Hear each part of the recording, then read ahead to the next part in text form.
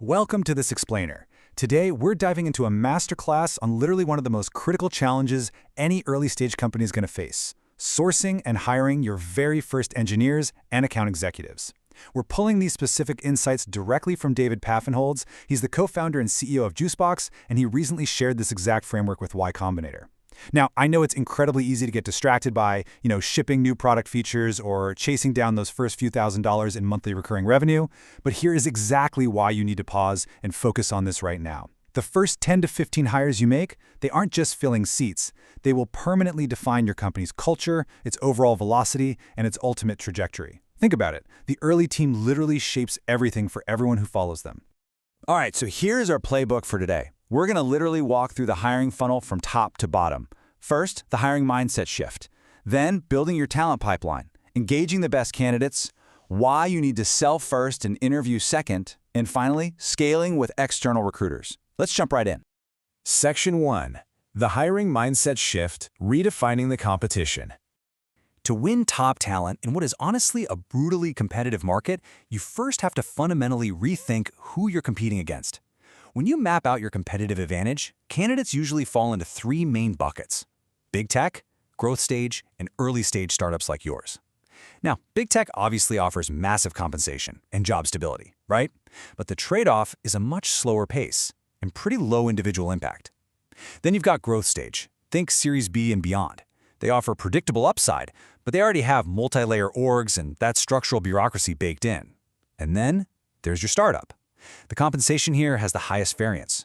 The equity could be life-changing, or, let's be real, it could absolutely go to zero. It's high risk. But here is the secret. You have to reposition that exact risk as your ultimate selling point. You're looking for ambitious candidates who actively want extreme ownership. People who want to work directly with the founders and want to be the ones shaping the culture and the product. So, when you're speaking to candidates, figure out which bucket they're currently leaning towards and use this extreme variance to your total advantage. Which brings us to a quote that honestly anchors the core philosophy of this entire explainer. Hiring is really all about sales. You aren't just sitting back, sifting through a stack of inbound resumes and evaluating talent. If you want to win, you have to treat recruiting exactly like you treat building a top-of-funnel outbound sales pipeline. Section 2. Building your talent pipeline. Focusing on proactive sourcing at the top of the funnel. Because here's the reality check. The absolute best candidates, they are not applying to your job board. They are already gainfully employed somewhere else, crushing it. So how do you find them? You've got to look for really specific, creative signals. For account executives or AEs, you want to target competitors selling similar deal sizes to the exact same buyer personas. Look for public signals like 100% plus quota attainment for a full year, or hitting top-tier performance benchmarks like President's Club. Another massive green flag for AEs is fast promotions. We're talking about someone moving from an entry-level sales development rep up to an AE role specifically while staying at the exact same company working under the same manager. That's way more impressive than someone who just job hops to get a shiny new title. For software engineers or SWEs, you need to get just as creative. Don't just default to people who went to elite colleges. Hunt for non-obvious talent. Comb through GitHub for active contributors to open source projects. Search through niche Slack groups or Discord forums where really passionate engineers hang out and talk shop. A fantastic profile for an early-stage engineer is someone who's built their own complex solo projects, or even better, someone who is a former startup founder themselves. They already get it. They understand the exact chaos and ownership your environment requires. Moving to Section 3, engaging the best candidates. Let's demystify mid-funnel outreach. So you've identified these highly sought-after targets. Now you actually have to get them to open your messages and respond. Here's the exact multi-channel cadence you should be using. Step 1. Send an automated email. Keep it incredibly short because, let's face it, they're probably reading it on their phone while online for coffee. You need to instantly legitimize your company right there. Mention recent momentum, impressive customers, or maybe a brand new funding announcement. Step 2. The follow-up email. This is where you add a totally new reason why this role is special. Drop in a calendar link to remove all friction, but make sure to give them an easy opt-out so they don't feel pressured or trapped. Step 3. Shift your channels. Send a manual LinkedIn connection request or direct message explicitly referencing those previous emails. Doing this breaks through the usual inbox noise. And listen, to make this happen, every single founder must be involved. You literally cannot offshore this completely. A great tactic is for founders to just block out time, maybe Sunday evenings, to prep their entire week's outreach. Your goal? Set up at least 10 candidate conversations a week. If you aren't hitting 10, you simply aren't sending enough outbound. And that brings us to the metrics.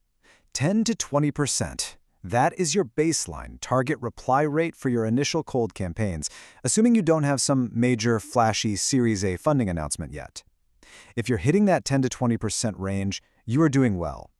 But I have to warn you here, do not get fooled by high reply rates alone. Honestly, reply rate can totally be a vanity metric, because if your reply rate is climbing, but it's just full of people saying, please stop emailing me or unsubscribe, you are fundamentally failing. The true golden metric you actually need to track is your interested rate. Ideally, your interested rate should be about half of your total reply rate. So how do you drive that interested rate up?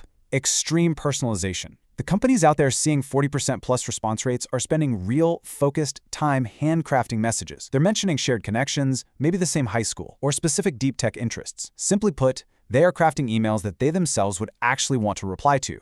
Section 4. Sell first, interview second. Closing at the bottom of the funnel. We are now at the bottom of the funnel, and this is where you need to break all the conventional rules of interviewing. The absolute biggest ultimate rookie error founders make is skipping straight to interviewing and jumping into a generic interrogation. Do not just hop on a call and immediately start peppering a candidate with assessment questions. Candidates can totally feel when they're just being processed like a number on a spreadsheet.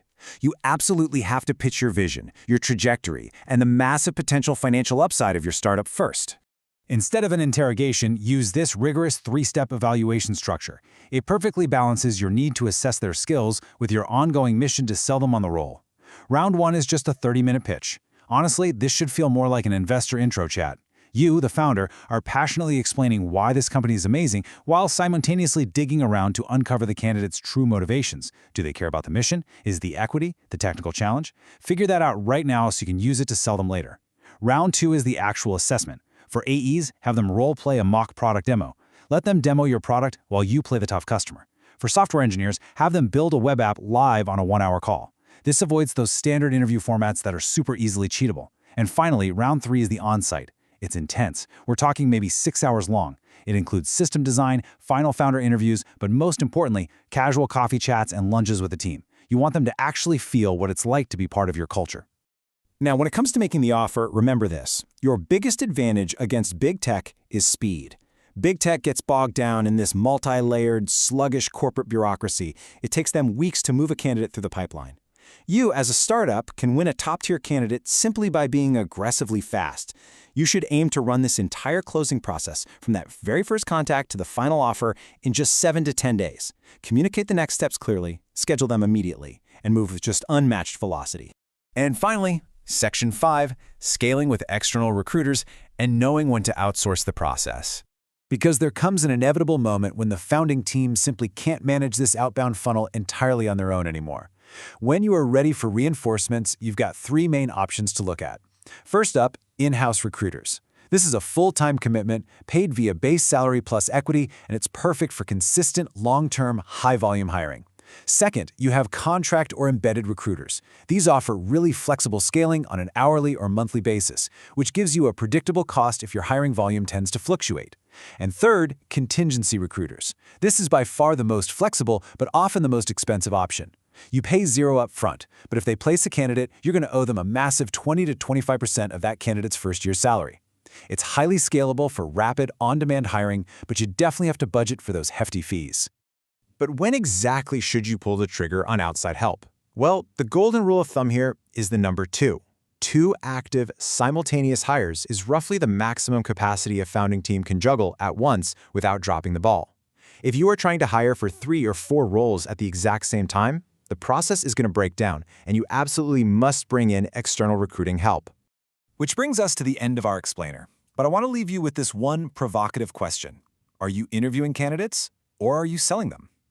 I challenge you to literally look at your calendar right now, look at your very next candidate call, and completely rethink how you're planning to run it.